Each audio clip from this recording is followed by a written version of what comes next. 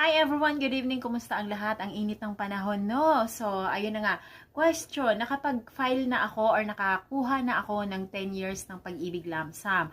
Ngayon, ay pwede pa rin ba ako kumuha ng 20 years or 240 months ng Pag-ibig Lump Sum kay Pag-ibig Fund? The answer is yes po. As long as na nakabuo na ulit na kayo ng 240 months or 20 years ng pag-ibig contribution, ay pwedeng-pwede na po kayong makapag-claim ulit ng panibagong claim sa Pag-ibig Fund, which is yung 240 months. Before kasi, no, ay meron po tayong 10 years.